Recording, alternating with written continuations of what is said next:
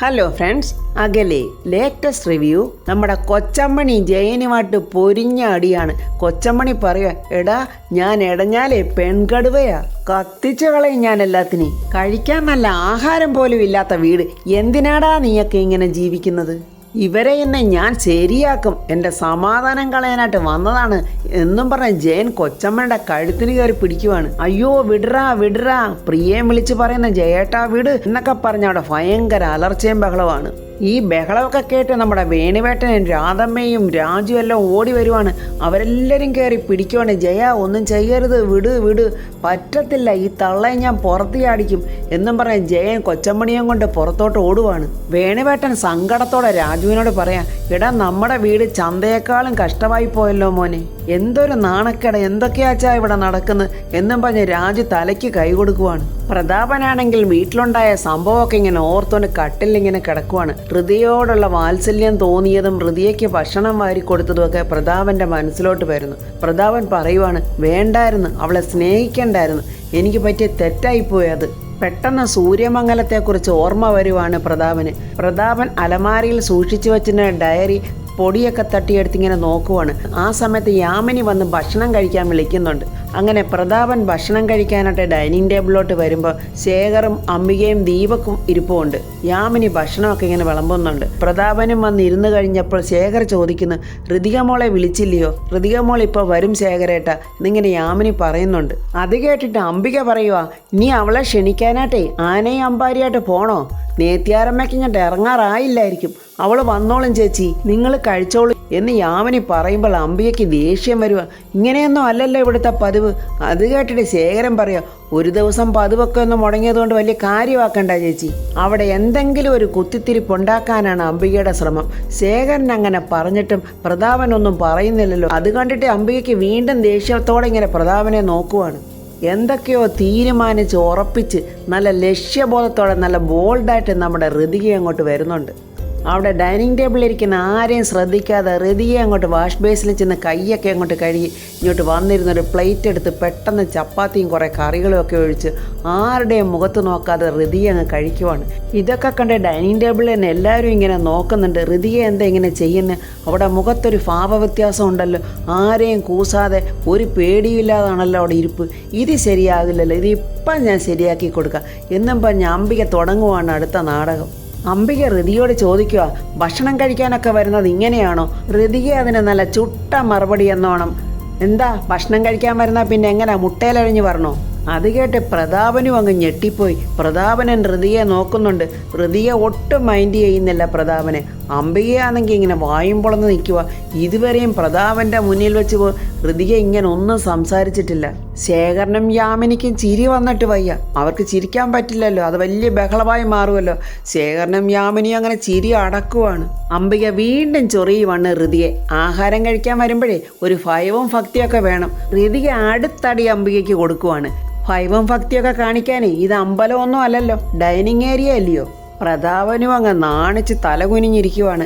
എന്ത് പറയാനോ, ഒരിക്കലും പ്രതാപൻ വിചാരിച്ചില്ല തൻ്റെ മകൾ ഇത്രയും ബോൾഡായിട്ട് സംസാരിക്കുമെന്ന്. ശേഖരാണെ ചിരിച്ച് പാത്രത്തിലോട്ട് മുഖവും വെച്ചോണ്ടിരിക്കുവാണ്. യാമിനിയാണെങ്കിൽ പാവം, ചിരിക്കാനും വയ്യ കരയാനും വയ്യ, വല്ലാത്തൊരവസ്ഥയിൽ ഇങ്ങനെ പേടിച്ച് നിൽക്കുവാണ്. എല്ലാവരുടെയും മുന്നിൽ ഇവളെന്നെ അപമാനിക്കുന്നു, ഇവളെ ഇങ്ങനെ വെറുതെ വിട്ടാൽ പറ്റില്ലല്ലോ എന്നും പറഞ്ഞ് അംബികയും പറയുക, നിന്റെ നിഷേധം അല്പം കൂടുന്നുണ്ട് കേട്ടല്ലോ. അതിന് ഞാൻ എന്ത് നിഷേധം കാണിച്ചെന്നാ? ടേബിൾ മാനേഴ്സ് ഒന്നും ഞാൻ തെറ്റിച്ചില്ലല്ലോ എന്നും പറഞ്ഞ് ഋതിക ധൈര്യത്തോടെ ഇങ്ങനെ ചപ്പാത്തി കടിച്ച് തിന്നുവാണ്. ഋതുമോളുടെ ഈ ധൈര്യത്തോടുള്ള സംസാരം കണ്ടിട്ട് ശേഖരൻ ഇങ്ങനെ അന്തം വിട്ട് ഋതികയെ നോക്കുവാണ്. എന്താ ചെറിയച്ച, കഴിക്കുന്നില്ലയോ? ചെറിയച്ച അങ്ങോട്ട് കഴിച്ചേ. സന്തോഷത്തോടെ ശേഖരൻ പറയുന്നുണ്ട്, ഞാൻ കഴിക്കാൻ മോളെ. അംബികയ്ക്കും മോനും ഒന്നും കഴിക്കാനും തോന്നുന്നില്ല. എങ്ങനെ ഇവിടെ നാണിച്ച് ഇറങ്ങി പോകാനും പറ്റില്ലല്ലോ. അംബികയുടെ പവറോടെ കാണിച്ചേ പറ്റത്തുള്ളല്ലോ. ഈ സിംഹാസനം ഭരിക്കുന്ന മഹാറാണിയായി എന്നെ ഇവള് ധിക്കരിക്കുന്നു എന്നുള്ള ഭാവത്തിൽ വീണ്ടും അംബിക ചൊറിയുവാണ് ഋതിക. പെൺപിള്ളേരായാലേ കുറച്ച് അടക്കോതുക്കൊക്കെ വേണം. ഋതിക കൊടുത്ത് ശരിക്കൊരടി വീണ്ടും. ഞാനേ അമ്മായിയെ കണ്ട് വളർന്നതുകൊണ്ടായിരിക്കും എനിക്ക് ഈ അടക്കവും ഒതുക്കമൊക്കെ തീരെ കുറവ്. പ്രതാപൻ അതിശയത്തോടെ ഋതികയെ നോക്കുന്നുണ്ട്. പക്ഷേ ഋതിക പ്രതാപനെ നോക്കുന്നതേയില്ല. ഒരു കൂസലുമില്ലാതെ ഋതിക ഇതുവരെയും അങ്ങനെ ഭക്ഷണം കഴിച്ചിട്ടില്ല. ആ രീതിക്ക് ആർത്തിയോടെ ഭക്ഷണം ഇങ്ങനെ വാരി വാരി കഴിക്കുവാണ് ഋതിക.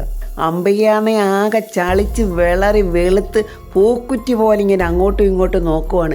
ഇതുവരെയും അംബികയുടെ മുഖത്ത് നോക്കി ആരും അവിടെ ഇങ്ങനൊന്നും പറഞ്ഞിട്ടില്ല. ഇത്രയും നേരം അമ്മായി എന്നെ ചൊറിഞ്ഞില്ലേ, ഇത് തിരിച്ച് ഞാൻ അങ്ങോട്ട് ചൊറിയാം എന്നുള്ള ഭാവത്തിൽ ഹൃതിയാണ് അങ്ങോട്ട് ചോദിക്കുവാണ്. അല്ല, ഈ അടക്കം ഒതുക്കമൊക്കെ പെണ്ണുങ്ങൾക്ക് മാത്രം മതിയോ? ആണുങ്ങൾക്കുണ്ടായാൽ എന്താ പറ്റില്ലയോ? അയ്യോ, ഇനി ഇവൾ എൻ്റെ നേരെ വരുവാണല്ലോ എന്നും പറഞ്ഞ് ദീപക് ഇങ്ങനെ ആകെ ഒന്ന് ഞെട്ടുന്നുണ്ട്. ഋതിക ദീപക്കിനെ നോക്കിയിട്ട് പറയുന്നുണ്ട്, ആണുങ്ങളും പെണ്ണുങ്ങളും തമ്മിലെ എന്താ വ്യത്യാസമൊന്നും എനിക്കറിഞ്ഞുകൂടാ. ഋതിക, മുതിർന്നവരോട് അല്പം ഭയവും ബഹുമാനമൊക്കെ ഉണ്ടാകുന്നത് നല്ലതാ. അതിനെ അമ്മായി, എനിക്ക് ലോകത്ത് ഏറ്റവും അധികം ഭക്തിയും ബഹുമാനവും ഒക്കെ ഉണ്ടായിരുന്നത് എൻ്റെ അച്ഛനോടായിരുന്നു. പ്രതാപൻ ഓട്ടക്കണ്ണിട്ട് ഋതികയെ നോക്കുന്നുണ്ട്. ഋതിക പറയുക, ഞാനിപ്പോൾ ഇരിക്കുന്നത് എൻ്റെ അച്ഛൻ്റെ മുൻപിലല്ലല്ലോ, മിനിസ്റ്റർ പ്രതാപവർമ്മ സാറിൻ്റെ മുന്നിലല്ലേ. ഒരു മിനിസ്റ്ററെ ഭയക്കേണ്ട കാര്യം എനിക്കെന്താ? ഞാനും എല്ലാവരെ പോലെ ഈ രാജ്യത്തെ പ്രജയാണ്. എല്ലാവരും ഇങ്ങനെ അന്തം വിട്ട് ഋതികയെ തന്നെ നോക്കുവാണ്. ഇത്രയും നാളും സാധുവായിട്ടിരുന്ന നമ്മുടെ ഋതിക മോളാണോ ഇങ്ങനെ സംസാരിക്കുന്നത് എന്ന അതിശയത്തോടെ ശേഖരം യാമിനി ഇങ്ങനെ ഋതികയെ തന്നെ നോക്കുക. ഋതിക പെട്ടെന്ന് ഭക്ഷണമെല്ലാം അങ്ങോട്ട് കഴിച്ച് വെള്ളവും കുടിച്ച് ആരുടെയും മുഖത്ത് നോക്കാതെ ഋതിക പോയി വാഷ് ബേസിന് കൈയും കഴുകി അങ്ങ് പോവുകയാണ്. പ്രതാപൻ എന്ത് ചെയ്യണം, എന്ത് പറയണം എന്നൊന്നും അറിയാതെ ഇങ്ങനെ കഷ്ടപ്പെട്ടുകൊണ്ടിരിക്കുന്നത് കണ്ട് അത് കണ്ടുകൊണ്ട് അംബിക അവനെ ഒന്ന് വെറുപ്പ് കയറ്റാൻ വേണ്ടി പറയുന്നു. ഇവളുടെ ഈ അഹങ്കാരത്തിന് മറുപടി ചോദിക്കാൻ ഇവിടെ ആരും ഇല്ലയോ? നിഷേധി, ഇനി കതിരിന്മേൽ കൊണ്ടുപോയി വളം വെച്ചിട്ട് എന്ത് പ്രയോജനം എന്നിങ്ങനെ അംബിക പറയുമ്പോൾ പെട്ടെന്ന് പ്രതാപൻ എഴുന്നേറ്റ് ഭക്ഷണം കഴിക്കാതെ അങ്ങ് പോവുകയാണ്.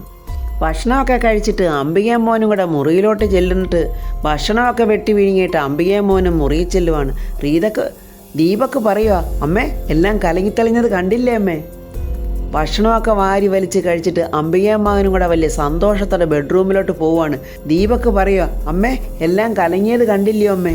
എടാ ദീപക്കെ, അതിന് കലങ്ങിയതല്ലല്ലോടാ, ഈ അംബിക കലക്കിയതല്ലേ.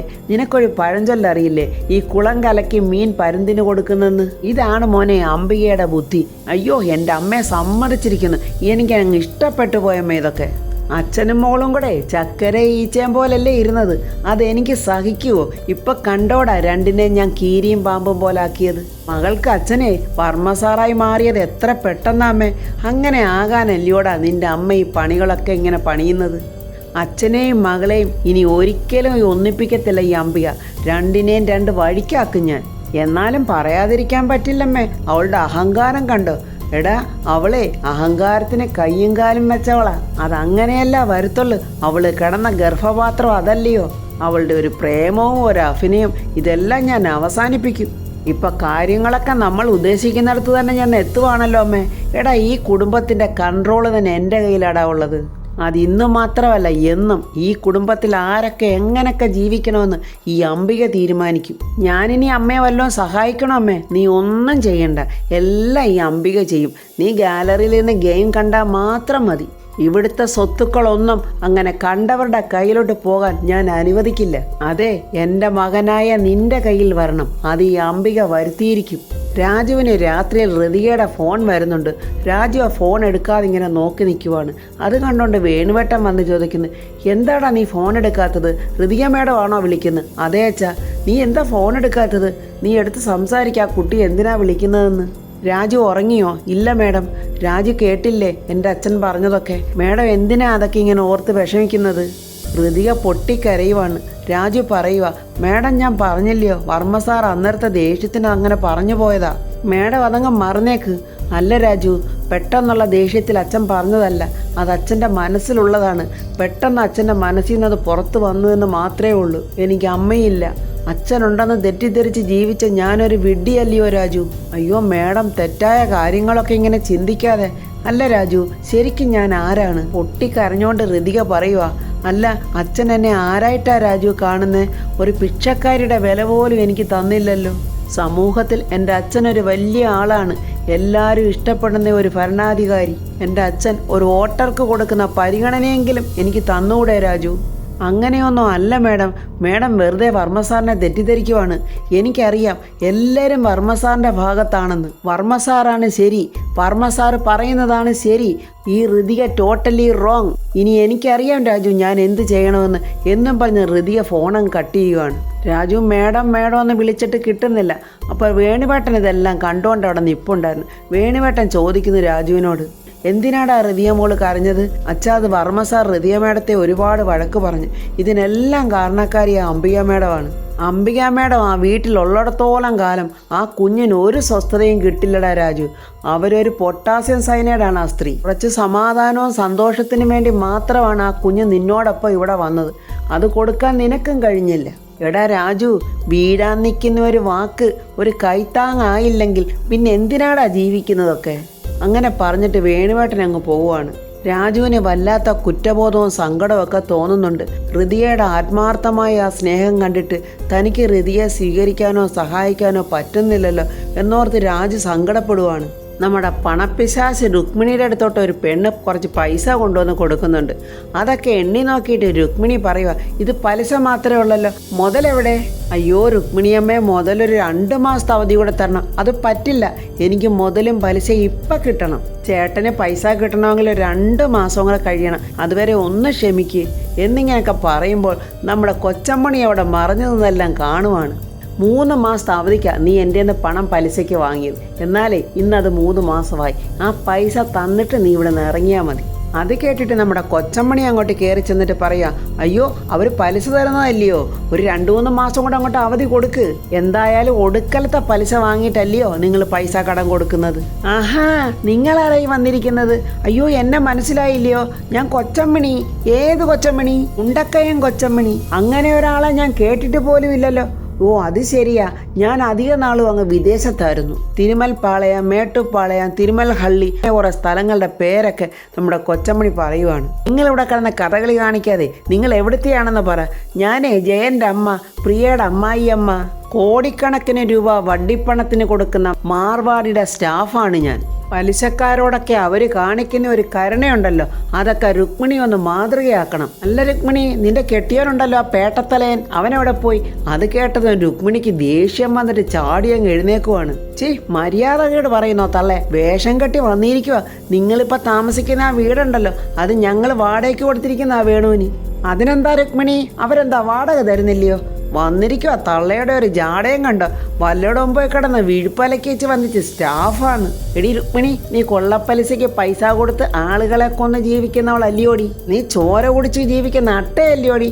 ഓപ്പറേഷൻ കുബേര ആയിരുന്നെങ്കിൽ നീ ഇപ്പം ജയിലിൽ കിടന്നേനേടി. ദാണ്ട തള്ളേ, ഇവിടെ കിടന്ന് വായിട്ടടിച്ചാലേ ഞാൻ വല്ലതുമൊക്കെ വിളിച്ച് പറയും. നീ ഒന്ന് പറയടി, മൈക്ക് കെട്ടിവെച്ച് നിന്റെ കുടുംബ ചരിത്രം മുഴുക്ക ഞാൻ ഈ ലോകം മുഴുക്കെ അറിയുന്ന പോലെ വിളിച്ച് പറയും. പിന്നല്ല കൊച്ചമ്മണിയോടാ കളിക്കുന്ന പലിശക്കാരി രുക്മിണി. രുക്മിണിയുടെ തല തല്ലി പൊട്ടിക്കണമെന്നൊക്കെ ഉണ്ട് നമ്മുടെ കൊച്ചമ്മണിക്ക്. പക്ഷെ കൊച്ചമ്മണി വിട്ടിട്ടങ്ങ് പോവുകയാണ്. ജയൻ ആരോടോ ഫോണിൽ സംസാരിക്കുന്നുണ്ട്. മറുവശത്തുനിന്ന് അയാൾ പറയുന്നുണ്ട്, പുളിമൂട് ജംഗ്ഷൻ വരെ വന്നാൽ മതി, ഞാൻ അവിടെ വെയിറ്റ് ചെയ്യും.